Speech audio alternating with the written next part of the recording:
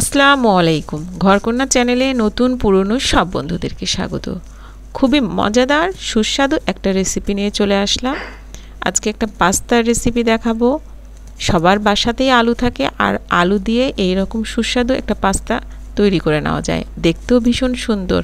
আজকে তৈরি করব মাশরুম পাস্তা। মাশরুমের মতো দেখতে এই পাস্তাটা বানানোটা খুবই সহজ, খেতে ভীষণই মজাদার। হাতের কাছে কিছু উপকরণ থাকলে খুব সহজে আপনারাও এরকম সুন্দর একটা পাস্তা বানিয়ে নিতে পারেন। এখানে আমি আলু সিদ্ধ করে নিয়েছি, এটাকে ম্যাশ করে নেব। খুব ভালোভাবে এটা ম্যাশ করে নিতে হবে। এটা খুব ভালোভাবে ম্যাশ করে নিয়েছি, এর মধ্যে কোনো শক্ত অংশ নাই। এই যে দেখেন, খুব সুন্দরভাবে এটা ম্যাশ করা হয়ে গেছে। এখন এর মধ্যে পটেটো স্টাচ দিয়ে নেব।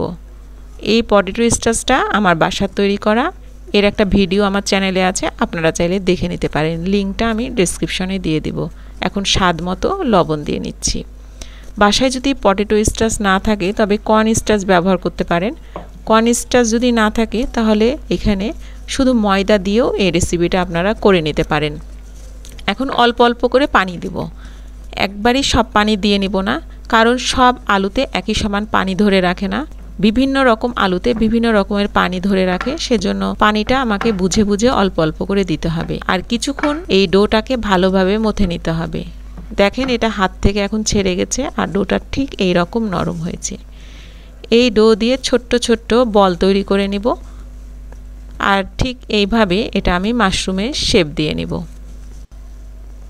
এই যে দেখেন কত সুন্দরভাবে এটা তৈরি হয়ে গেল, দেখতেও কতটা সুন্দর হয়েছে। এইভাবে আমি সবগুলো করে নেব। যে বন্ধুরা আমার চ্যানেলে নতুন, ভিডিওগুলো প্রথম দেখছেন, ভিডিওগুলো যদি ভালো লাগে তাহলে অবশ্যই একটা লাইক করবেন। আমার চ্যানেলের নতুন নতুন ভিডিও পেতে চ্যানেলটিকে সাবস্ক্রাইব করবেন। এর পাশে একটা বেল আইকন আছে, সেটা প্রেস করে দিলে আমার ভিডিওর নোটিফিকেশন আপনার কাছে সাথে সাথেই পৌঁছে যাবে। সাবস্ক্রাইব একদমই ফ্রি, এর জন্য আলাদা করে কোনো খরচ হয় না। এভাবে আমি সবগুলো পাস্তা তৈরি করে নিলাম। এখানে পানি গরম করতে দিয়েছি, পানিটা যখন ফুটে আসবে তখন এই পাস্তাগুলো পানির মধ্যে দিয়ে দিব। ঠান্ডা পানিতে এটা দেওয়া যাবে না, পানি ফুটার পরেই দিয়ে নিতে হবে।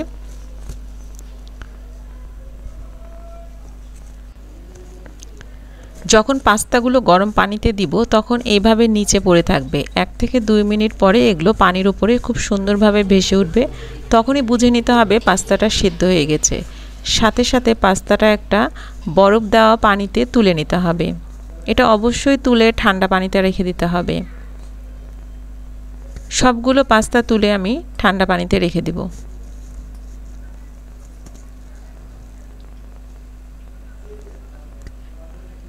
এবার ঠান্ডা পানি থেকে তুলে পাস্তাগুলো একটা বাটিতে তুলে রেখে দিতে হবে। পাস্তাগুলো তো তৈরি করে নিলাম, এখন পাস্তার সাথে খাবারের জন্য সস তৈরি করে নেব। সসটাও খুব সহজে তৈরি করে নেওয়া যায়, চলুন দেখে নিই। কড়াইতে প্রয়োজন মতো সাদা তেল দিয়ে নিচ্ছি। এখন এতে দিয়ে নিচ্ছি রসুন কুচি, সামান্য একটু নাড়াচাড়া করে নিলাম। এখন দিয়ে নিচ্ছি সয়া সস, দিয়ে নিচ্ছি Kashmiri red chilli powder. Kashmiri red chilli powder না থাকলে আপনাদের বাসায় যে এমনি রেড চিলি পাউডার থাকে সেটাই দিয়ে নিতে পারেন। আর দিয়ে নিলাম গ্রিন অনিয়ন। এখন দিয়ে নিচ্ছি চাইব।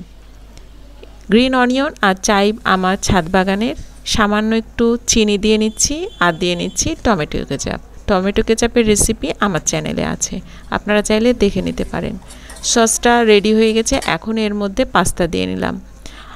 যেহেতু এখানে সয়া সস দিয়েছি সেজন্য লবণ আর দিলাম না।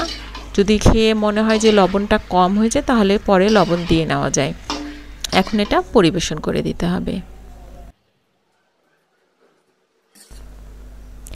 এটি গরম গরম খেতেই ভীষণ সুস্বাদু। ওপরে একটু সামান্য পেঁয়াজকলি ছড়িয়ে দিলাম গার্নিশিংয়ের জন্য। ভিডিওটি যদি আপনাদের ভালো লাগে তাহলে অবশ্যই একটা লাইক করবেন। ভিডিওটি বেশি বেশি করে শেয়ার করবেন। আপনাদের কোনো মতামত থাকলে কমেন্টস করে জানিয়ে দেবেন। আজকে এই পর্যন্ত, আবার অন্য কোনো ভিডিও নিয়ে আপনাদের সাথে দেখা হবে। সেই পর্যন্ত সবাই ভালো থাকবেন, সুস্থ থাকবেন। আল্লাহ হাফেজ।